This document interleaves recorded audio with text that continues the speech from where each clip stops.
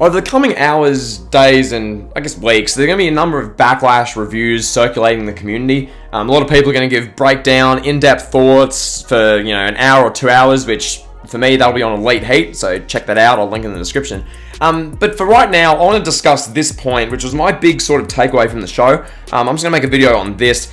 It's the formula for success, which WWE have really kind of got clicking in 2023, off the back of Triple H and how he goes about these, like PLE, the Premium Live Events. So here's the formula, here's the code, so to speak. So you have a hot crowd, be it international or be that hometown American crowd that's really into what's happening. So that's one, a hot crowd, plus logical writing, logical creative, logical booking, as we saw tonight. Correct wrestlers going over, matches being booked logically, logical finishes. So that's two. So logical writing, logical booking. And three, great talent. We see with WWE, they have some of the absolute best pro wrestling talent. Bianca Belair, Seth Rollins, Cody, you got Brock Lesnar, and Bad Bunny, and everything involved with him. And talent across the board. Across this whole show, we saw Backlash tonight. Really just this formula. Hot crowd, plus logical writing, plus great talent. It's a formula for success for pay-per-view live events. It just is. When you have those three, which WWE all had for Backlash, and they had for the Elimination Chamber, and WrestleMania is WrestleMania, that's its own beast. I mean, the Royal Rumble had pretty much all of this as well. You stumble across the formula where you're really not going to have a bad pay-per-view. If you have a hot crowd, logical writing, and great talent, pretty much no matter what storylines you're doing, if it meets that formula, you're doing a lot right, and the shows are going to be minimum like a 7 out of 10 pay-per-view. I thought that show tonight, that Backlash event, was like an 8 out of 10.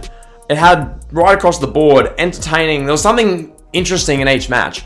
The opening match, the crowd, and how much they were into EO and the reactions they were providing made me more into that. I wasn't going into the show that into Belair versus Damage Control, Belair versus EO. I just wasn't. That's my personal opinion, because the build wasn't the greatest, in my personal opinion. But you get to the match, and the crowd is so into it. They're right behind EO. They're not booing Bianca per se, but they're giving a reaction where I'm into it because the audience is super into it.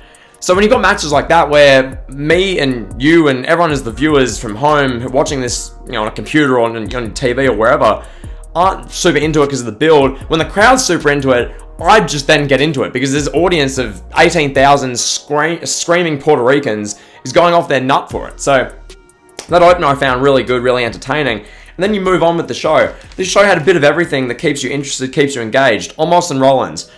Rightfully so, everyone called this out for being very random, very thrown together. But the way they did this match, probably one of the best David Goliath sort of matches in the sense of how it was booked. In the sense of what Seth Rollins was doing, the spots they used, Rollins doing the diving curb stomp off the top rope because the regular ones weren't working, Rollins trying to go for a curb stomp but almost his neck and his body's too big, the Rollins couldn't actually hit it to begin with. Like, stuff like that. Rollins diving off the top rope into a bear hug, it's like logical stuff. It made almost look really good. Rollins got a win, he was super over, both men were really over, getting the right reactions. Like, you look at a match like that, and that ticks all three boxes of the formula. Hot crowd, logical writing with the booking, and great talent. It ticks all three. Crowd was super into it. It was a brilliantly booked David Goliath match. And the talent, Seth Rollins, one of the best talents in the world. Almost a guy who's beloved by many, myself included, because he's great. So you look at that. The US title three-way was sort of the filler match of the night. This match didn't really have a clear kind of sort of there. Nonetheless, Theory got the win. There was that. And then we move on. I mean, Zelina Vega and Rhea Ripley. Zelina Vega, that was the moment of her career. That entrance, the introduction where she's tearing up, she's crying. The crowd, all 18,000 fans are standing up, cheering. The roof's about to blow off the place for how much they love her. It's just stuff like that. That makes you, and myself included as the viewer, care more. When Rhea goes over, obviously great talent. Rhea goes over as she was always going to. So you've got stuff like that. And then you got Bunny and Priest, which, I mean, the thumbnail was Bad Bunny and the post-match of that, but this was everything I feel like a WWE premium live event should encompass. This was entertainment. You've obviously got Bad Bunny, one of the biggest artists in the world. Many would argue, and numbers sort of allude to the fact he's the biggest artist in the world from a numbers perspective with, music and all that sort of stuff. You got that guy, his entrance, just the reaction, you'd think there were 60,000 people in attendance with how they reacted to Bad Bunny here. And just generally speaking, the crowd throughout the whole match, Damian Priest, he was getting the perfect reactions. He was getting great, perfect heel wrestling reactions. Bad Bunny was a hero, a celebrity throughout the match, as he is. The way they booked the match, logical, makes sense. It was a 25-minute match. The way they told the story and ebbed and flowed was fantastic. You got Carlito making this big surprise return. Savio Vega, who we saw earlier in the night. Rey Mysterio. They do the whole LWO Judgment Day stuff they've been doing on TV for weeks. Logical. Great writing. It's in Puerto Rico, so naturally with the hot crowd, you have the Puerto Rican fan favorites, obviously Carlito, Savio Vega, beating up the bad guys, Dominic and Finn Balor, and that sort of, it was just that formula to a T. That sort of stuff is WWE cracking the code. Hot crowd, logical writing, great talent. Recipes for success. The Bloodline versus Sami Zayn, Owens, and Riddle, once again, it did its job there. It works.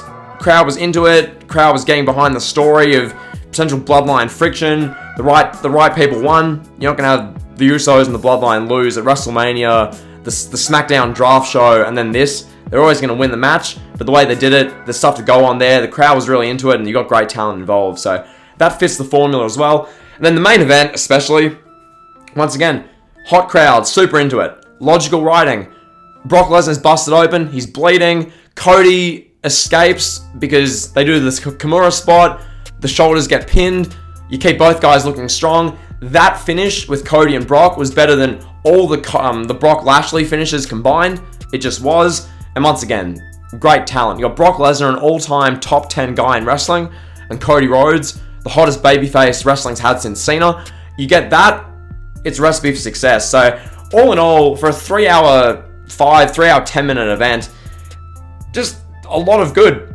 I have some small nitpicks. I'll go over them in the Elite Heat review with Wrestling Uncovered, or Kevin later on, which you guys can tune into, link in the description. But generally speaking, yeah, a lot was done well. It was a perfect, B pay-per-view. It wasn't WrestleMania. It wasn't the Royal Rumble. And that's the other thing with this formula. This formula, hot crowd plus logical writing plus great talent, it makes the B pay-per-views, the Elimination Chambers, the Backlashes, your Hell in a Cells, your Night of Champions, it makes those sort of shows, the shows which aren't WrestleMania, the Royal Rumble, SummerSlam, Money in the Bank, it makes those events feel like A-level events. This show tonight didn't feel like Backlash 2021, where Damian Priest was having the Miz's ACL eaten by zombies. It was garbage. When you got Backlash 2020, which was super forgettable, like most of these shows, most of these like filler sort of B, C tier shows in the previous 5-10 years in WWE, there's nothing distinctive about them. This show tonight will always be remembered for Puerto Rico. Elimination Chamber 2023 will always be remembered for Montreal.